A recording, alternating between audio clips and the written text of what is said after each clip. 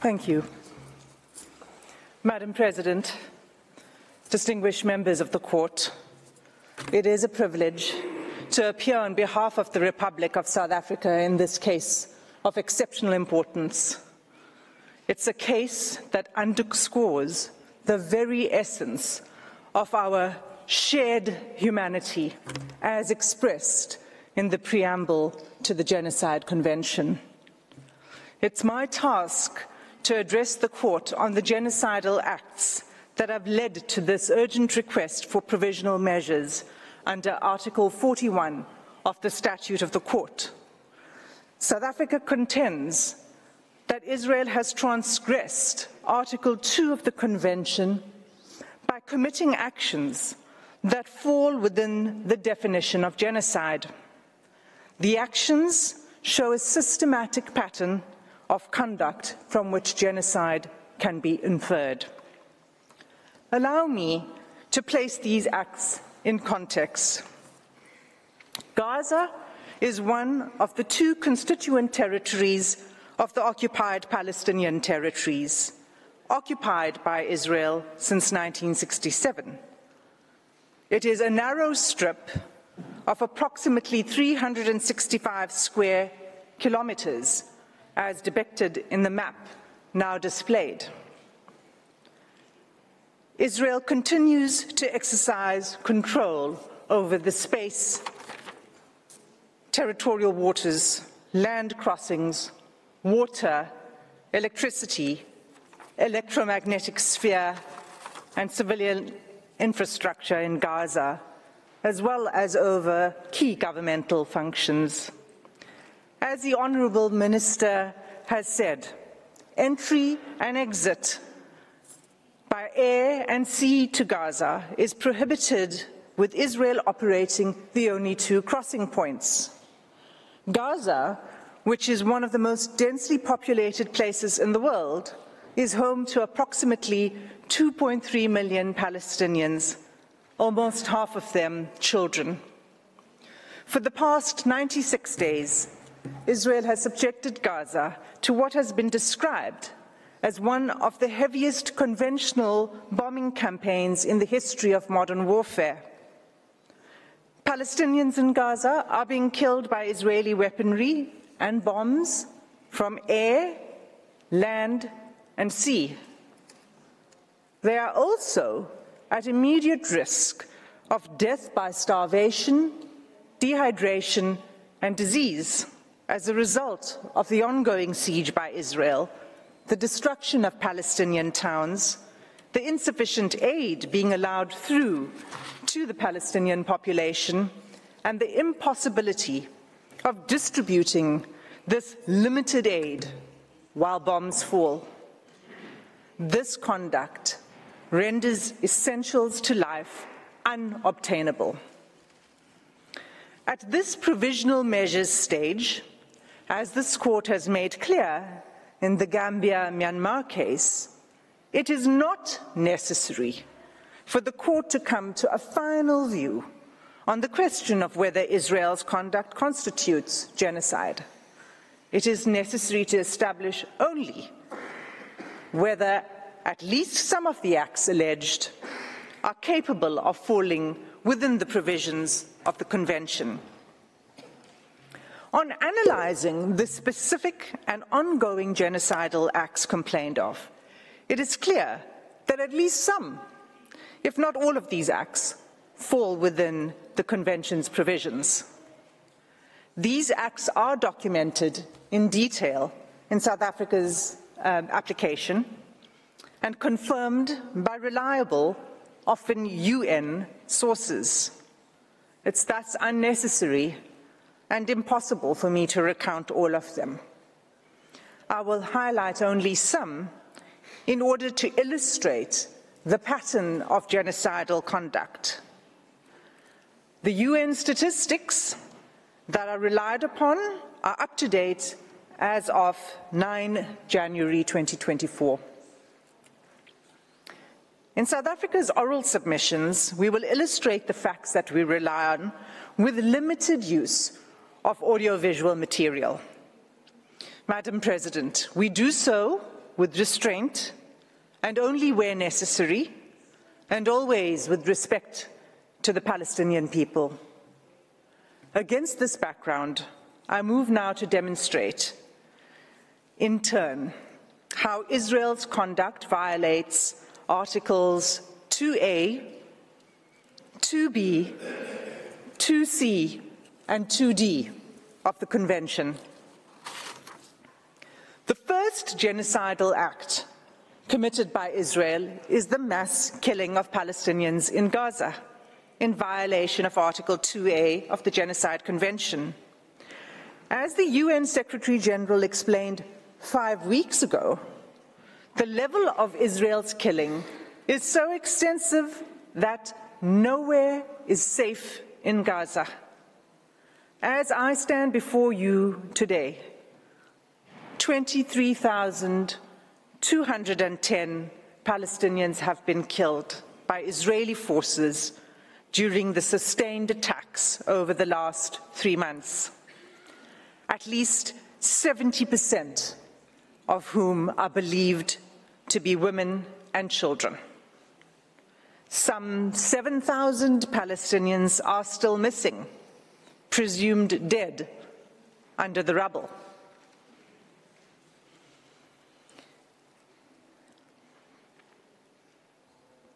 Palestinians in Gaza are subjected to relentless bombing wherever they go.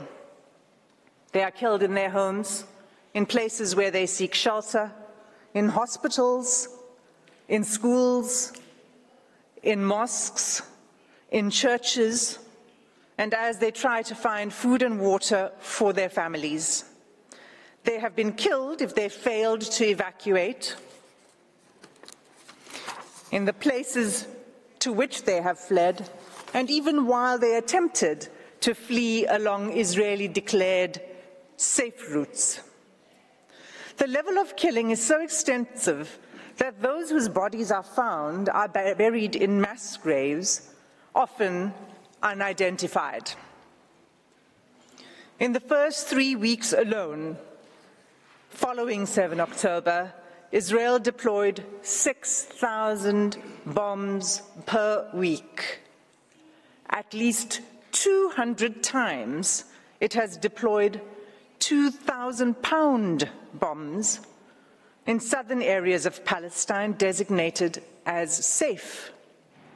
These bombs have also decimated the north, including refugee camps. 2,000-pound bombs are some of the biggest and most destructive bombs available. They are dropped by lethal fighter jets that are used to strike targets on the ground by one of the world's most resourced armies. Israel has killed an unparalleled and unprecedented number of civilians, with the full knowledge of how many civilian lives each bomb will take. More than 1,800 families, Palestinian families in Gaza, have lost multiple family members, and hundreds of multi-generational families have been wiped out, with no remaining survivors. Mothers, fathers, children, siblings, grandparents, aunts, cousins, often all killed together. This killing is nothing short of destruction of Palestinian life. It is inflicted deliberately. No one is spared, not even newborn babies. The scale of Palestinian child killings in Gaza is such that UN chiefs have described it as a graveyard for children. The devastation, we submit, is intended to and has laid waste to Gaza beyond any acceptable legal, let alone humane, justification. The second genocidal act identified in South Africa's application is Israel's infliction of serious bodily or mental harm to Palestinians in Gaza in violation of Article 2B of the Genocide Convention. Israel's attacks have left close to 60,000 Palestinians wounded and maimed. Again, the majority of them women and children. This in circumstances where the healthcare system has all but collapsed. I'll return to this later in my speech. Large numbers of Palestinian civilians, including children, are arrested, blindfolded, forced to undress, and loaded onto trucks taken to unknown locations. The suffering of the Palestinian people, physical and mental, is undeniable. Turning to the third genocidal act under Article 2C. Israel has deliberately imposed conditions on Gaza that cannot sustain life and are calculated to bring about its physical destruction. Israel achieves this in at least 4 ways. First, by displacement. Israel has forced the displacement of about 85% of Palestinians in Gaza. There is nowhere safe for them to flee to. Those who cannot leave or refuse to be displaced have either been killed or at extreme risk of being killed in their homes. Many Palestinians have been displaced multiple times as families are forced to move repeatedly in search of safety.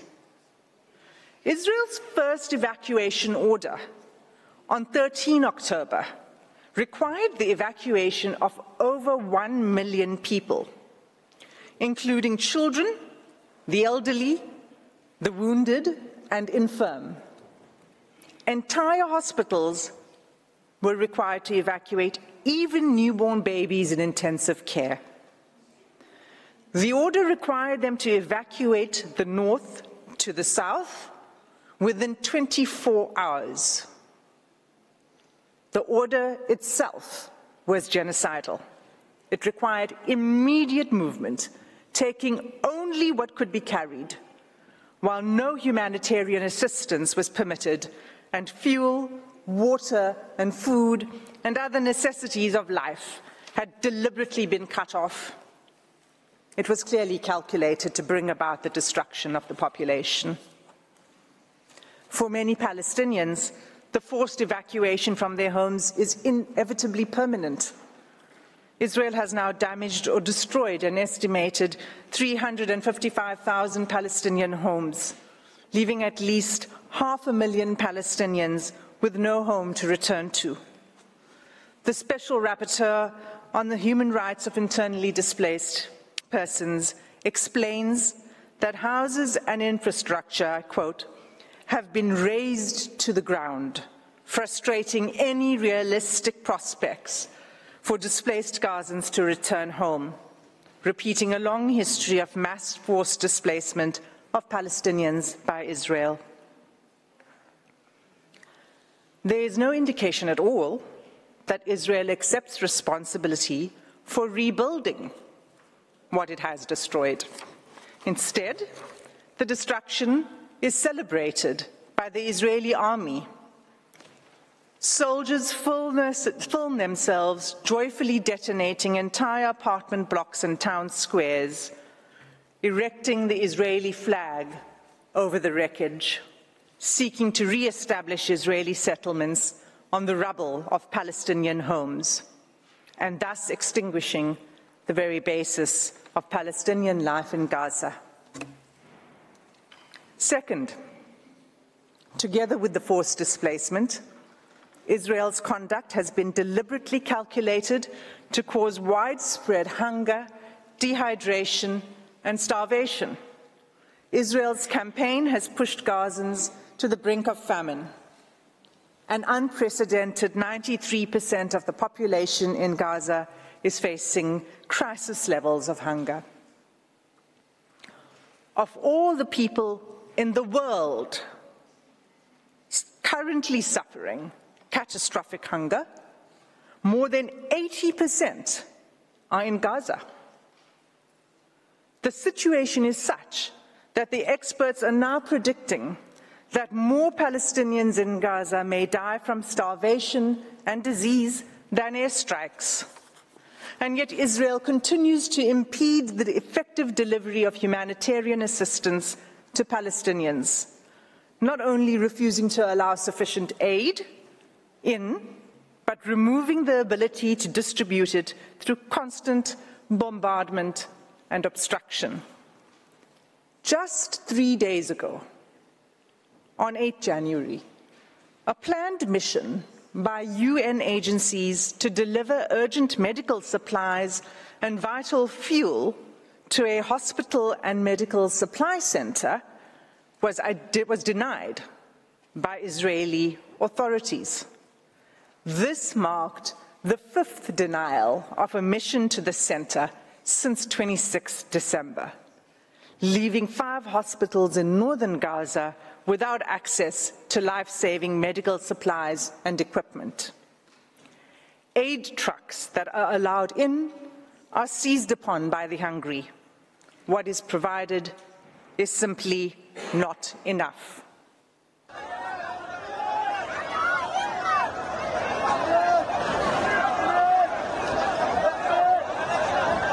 Madam President, members of the court, this is an image of an aid truck arriving in Gaza.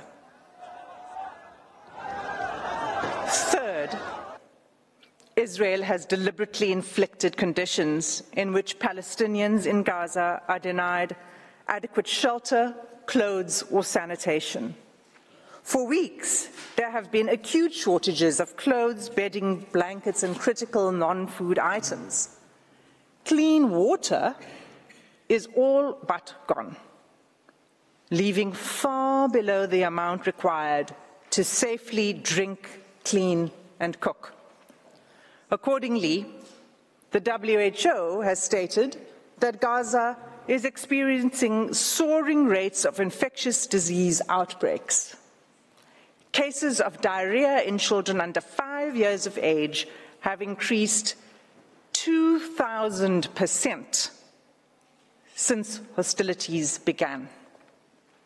When combined and left untreated, malnutrition and disease create a deadly cycle. The 4th genocidal act under Article 2B is Israel's military assault on Gaza's healthcare system, which renders life unsustainable. Even by 7 December, the UN Special Rapporteur on the right to health noted that the healthcare of infrastructure in the Gaza Strip has been completely obliterated. Those wounded by Israel in Gaza are being deprived of life-saving medical care. Gaza's healthcare system, already crippled by years of blockade and prior attacks by Israel, is unable to cope with the sheer scale of the injuries. Finally, the UN Special Rapporteur on Violence Against Women and Girls has pointed to acts committed by Israel that would fall under the 4th category of genocidal acts in Article 2D of the Convention. On 22 November, she expressly warned the following: the reproductive violence inflicted by Israel on Palestinian women, newborn babies, infants, and children could be qualified as acts of genocide under Article 2 of the Genocide Convention, including imposing measures intended to prevent births within a group. Israel is blocking the delivery of life-saving aid, including essential medical kits for delivering babies, in circumstances where an estimated 180 women are giving birth in Gaza each day. Of these 180 women, the WHO warns that 15% are likely to experience pregnancy or birth-related complications and need additional medical care. That care is simply not available.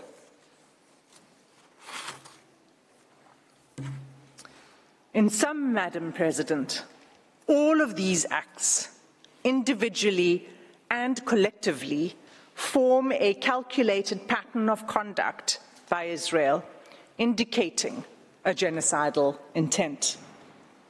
This intent is evident from Israel's conduct in specially targeting Palestinians living in Gaza, using weaponry that causes large-scale homicidal destruction, as well as targeted sniping of civilians, designating safe zones for Palestinians to seek refuge, and then bombing these, depriving Palestinians in Gaza of basic needs: food, water, healthcare, fuel, sanitation, and communications, destroying social infrastructure, homes, schools, mosques, churches, hospitals, and killing, seriously injuring, and leaving large numbers of children orphaned. Genocides are never declared in advance. But this court has the benefit of the past 13 weeks of evidence that shows incontrovertibly a pattern of conduct and related intention that justifies a plausible claim of genocidal acts. In the Gambia-Myanmar case, this court did not hesitate to impose provisional measures in relation to allegations that Myanmar was committing genocidal acts against the Rohingya within the Rakhine state. The facts before the court today are sadly even more stark, and like the Gambia-Myanmar case, deserve and demand this court's intervention. Every day, there is mounting irreparable loss of life, property, dignity, and humanity for the Palestinian people. Our news feeds show graphic images of suffering that has become unbearable to watch. Nothing will stop the suffering except an order from this court. Without an indication of provisional measures, the atrocities will continue, with the Israeli Defense Force indicating that it intends pursuing this course of action for at least a year. In the words of the UN Under-Secretary General on 5 January 2024, I quote, "You think getting aid into Gaza is easy? Think again. 3 layers of inspections before trucks can even enter. Confusion and long queues. A growing list of rejected items. A crossing point meant for pedestrians, not trucks. Another crossing point where trucks have been blocked by desperate, hungry communities. A destroyed commercial sector. Constant bombardments, poor communications, damaged roads, convoys shot at, delays at checkpoints, a traumatized and exhausted population crammed into a smaller and smaller sliver of land, shelters which have long exceeded their full capacity, aid workers themselves displaced, killed. This is an impossible situation for the people of Gaza and for those trying to help them. The fighting must stop." Close quote. Madam President, members of the court, that concludes my section on the genocidal conduct of Israel. I thank you for your patient attention, and I ask that you call Advocate Mukai Toby to the podium to address the court on genocidal intent.